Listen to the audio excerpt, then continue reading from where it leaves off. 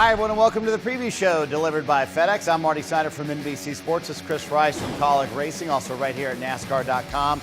An interesting Talladega race. So I'm smiling so much. I haven't seen a race like that at Talladega in years. Were you amazed that Stewart-Haas was able to make it work so well for so long in that race with all four cars? Well, knowing that Clint Bowyer's involved in the four cars at Stewart-Haas, yes, I'm amazed because the plan worked. And it worked, and it worked, and it was going to work out great if it had finished under green before the caution came out. So I'm telling you, what Stewart-Haas did at Talladega gives me cold chills that to know that somebody can do that, but also how fast they were. All the Fords were fast, but Stewart-Haas Racing was crazy fast. I can tell you this week at all the other race shops in NASCAR, they're all going, man, we've got to figure out something before the Daytona 500. They've got a little while to worry about that. All right, let's talk about Aric Almirola. Big winner at Talladega. So much fun to see that victory lane with his family.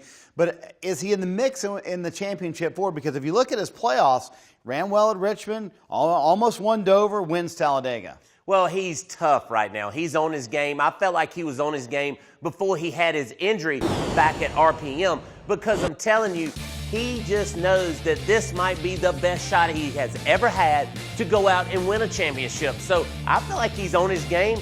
Also, that race team's on their game. They want to show that they can win.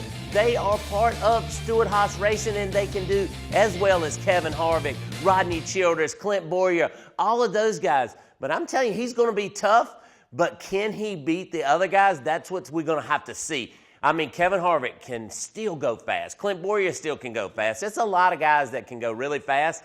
Kansas is going to show that this weekend. Well, it's shaping up that Stewart-Haas Racing could have half of the round of 8 cars. That would be pretty impressive. All right, let's take a look at the playoff standings as we head to Kansas this weekend, the second cutoff race in the 2018 playoffs. Are you surprised at the guys who are below the cut line? Brad Keselowski, Ryan Blaney, Kyle Larson, and Alex Bowman down there in the bottom. I'm definitely surprised at Kyle Larson, right? Because Kyle Larson, I feel like, runs well at a lot of racetracks and has great finishes, but he just hasn't run well this entire playoffs. He just snuck in at the Charlotte Road Course. Going into Kansas, he's going to have to win, everyone. I don't feel like that he can do anything but win. This is a racetrack that he can win at.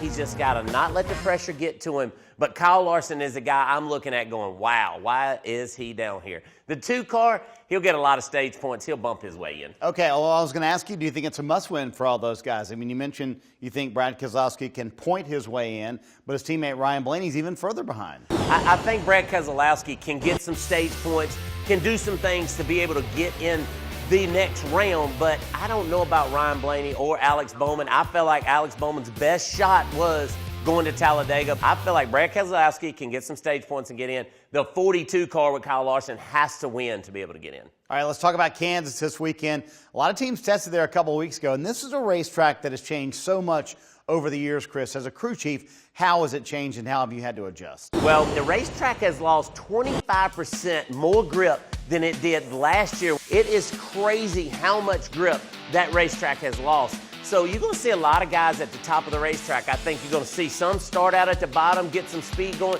then it's going to go straight to the top. We're going to see a race like we've seen in Chicago between Kyle Larson and Kyle Busch. And what an awesome race that was. At the top of the racetrack, it always prevails to have great racing. When the racetrack seems to, the cars fall off in speed, the racing is a lot better. So I'm excited about going to Kansas, unlike I was when it was freshly paved, right? Because when you lose grip, the racetrack is awesome to race at. All right, real quick. So because you can run the top, does that help Kyle Larson this weekend? That's why I said Kyle Larson has to win. All right, time for our NASCAR Fantasy Live picks. Who are you going to go with?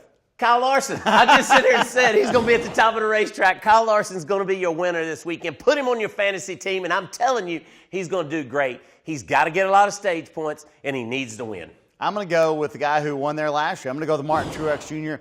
At the test, now normally Truex will run the bottom of the racetrack. He likes the bottom. At the test, Colburn told me they stayed on the top the entire time, and he felt like they were the best car at the test at Kansas.